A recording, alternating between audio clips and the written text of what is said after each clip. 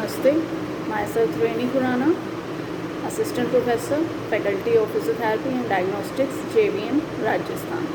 Today we are going to know about the various functions, neurological function assessment, such as higher mental functions including consciousness, orientation, wakefulness, memory, speech, reading, language, writing, calculations, perception, left-right confusion, reasoning and judgment. Next we are going to discuss motor examination, muscle strength examination and sensory examination. Let us start with the how to assess muscle strength. Patients who report weakness may mean fatigue, clumsiness or true muscle weakness. Thus, the examiner must define the precise characters of symptoms including exact location, time of occurrence, precipitating factors and associated symptoms and signs.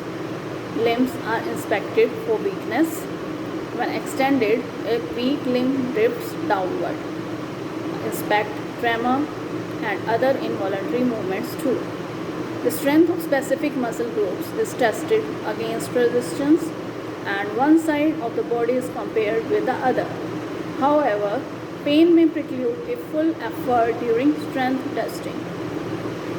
With historical weakness, resistance to movement may be initially normal, followed by sudden giving way.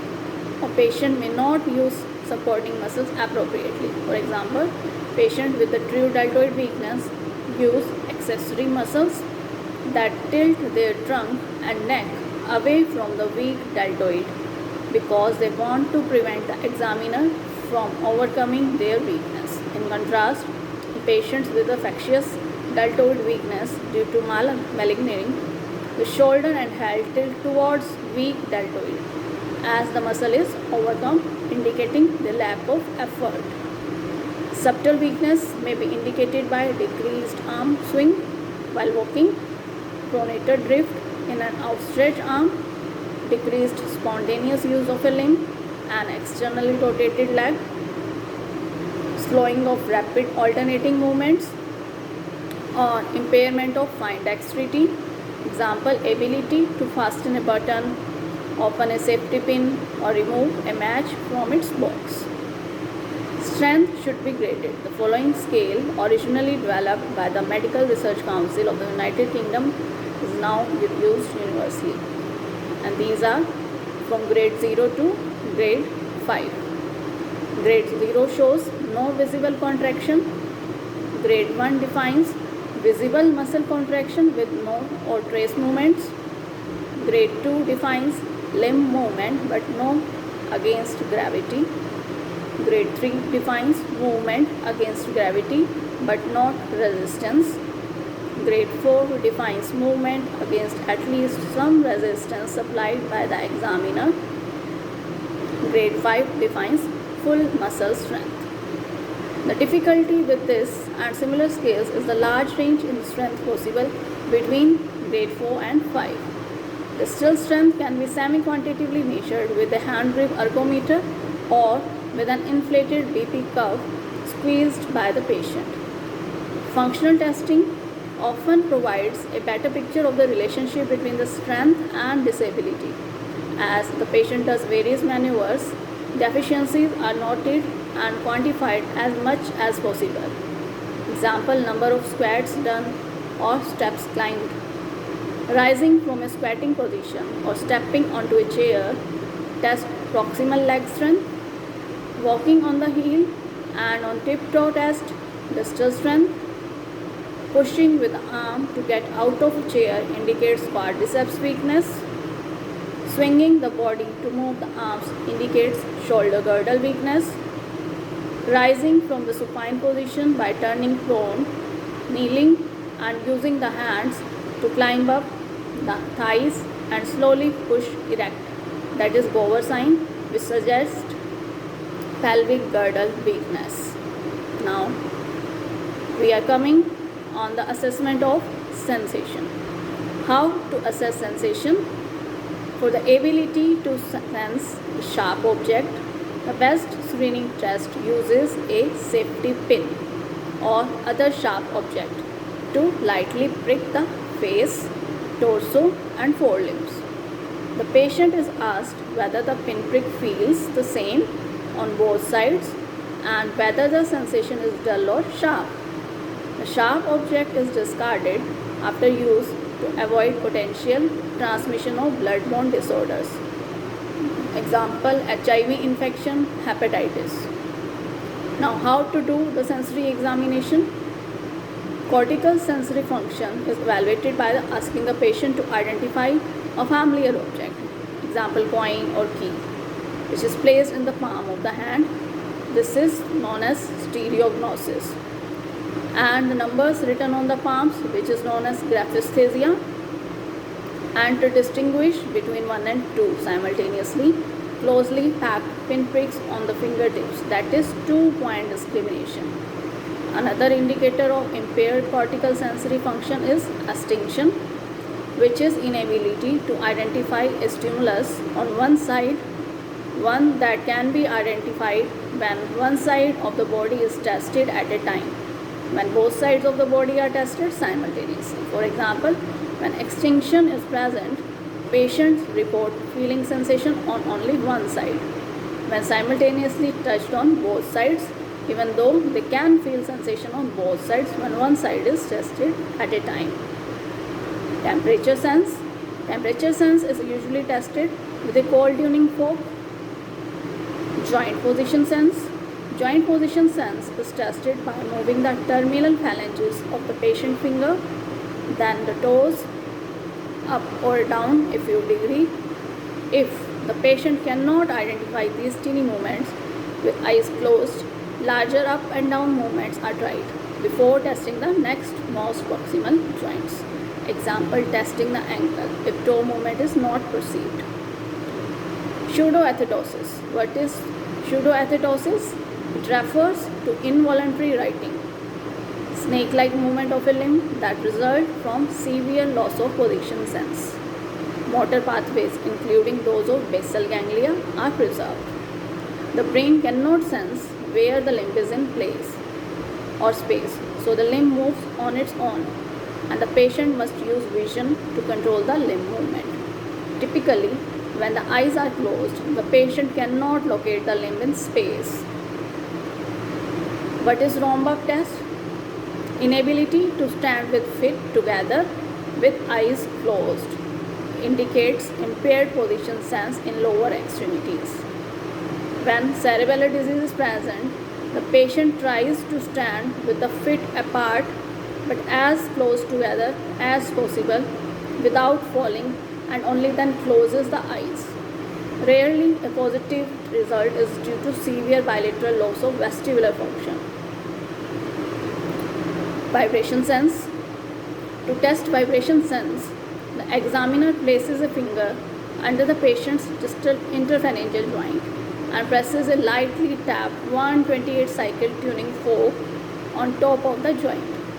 The patient should note the end of a vibration about the same time as the examiner, who feels it through the patient's joint. Light touch. Light touch is tested with a cotton wisp. If sensation is impaired, the anatomic pattern suggests location of the lesion. Stocking glove distribution. Distal peripheral nerves. Single dermatomal or nerve branch distribution for isolated nerves in case of mononeuritis multiplex, or nerve roots in case of radiculopathy. Patchy sensory motor and reflex deficits in limb present in the brachial or pelvic plexus. Sensation reduced below a certain dermatomal level as seen in spinal cord. Saddle area sensory loss as seen in quad equina syndrome. Crossed face body pattern seen in brainstem injury. Hemisensory loss, it is seen in whole brain injury.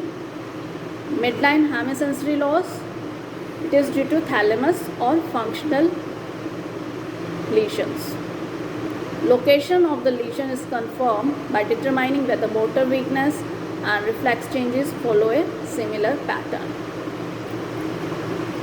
Now next assessment is our mental status assessment. How to assess mental status? The patient's attention span is assessed first. An inattentive patient cannot cooperate fully and hinders your testing procedure. Any hint of cognitive decline requires examination of mental status, which involves testing multiple aspects of cognitive functions such as orientation to time, place and person, attention and concentration, memory, verbal and mathematical abilities, judgment, reasoning. Loss of orientation to person, that is not knowing one's own name, occurs only when delirium or dementia is severe.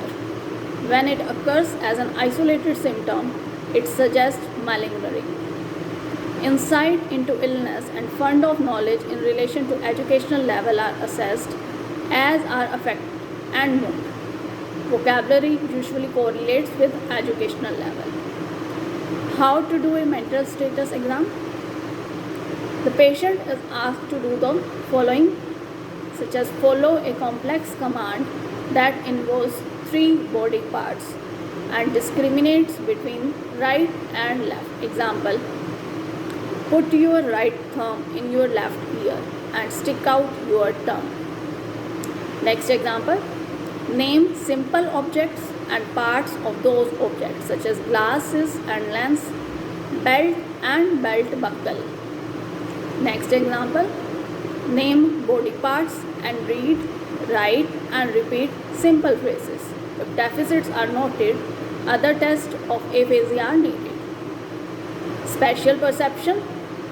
Spatial perception can be assessed by asking the patient to imitate simple and complex finger constructions and to draw a clock, cube, house or interlocking pentagons. The effort expended is often informative as a final product. This test may identify impersistence, preservation, micrographia and hemispatial neglect. What is praxis? It is the cognitive ability to do complex motor movements. Now, we are going to assess our motor system. How to assess the motor system? The limbs and shoulder girdle should be fully exposed. Then inspect for atrophy, hypertrophy, asymmetric development, fasciculations, myotonia, tremor and other involuntary movements including chorea, athetosis and myoclonus. What is chorea? It is seen as brief and jerky movements, and in athetosis the movements are continuous and breathing, and in myoclonus the contraction of muscle is shock-like. Passive flexion and extension of the limb in a relaxed patient provide information about muscle tone. Now, atrophy. Atrophy is indicated by decreased muscle bulk, but bilaterally atrophy or atrophy in large or concealed muscles, unless advanced, may not be obvious. In the elderly, loss of some muscle mass is common. Hypertrophy. Hypertrophy occurs when one muscle must work harder to compensate for weakness in another. Pseudohypertrophy.